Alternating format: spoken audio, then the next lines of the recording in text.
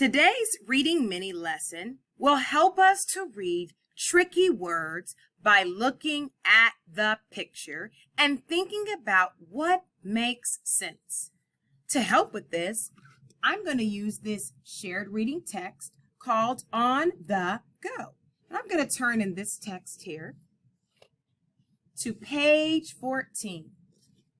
I'm looking at this page and I've got something covered up, and I'm going to read the words that are not.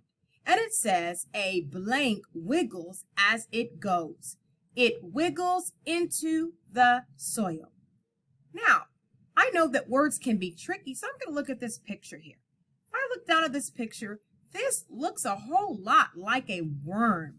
I'm going to look at this word that's covered up here. And by looking at the picture, I can tell that the picture is matching the word. A worm wiggles as it goes. It wiggles into the soil.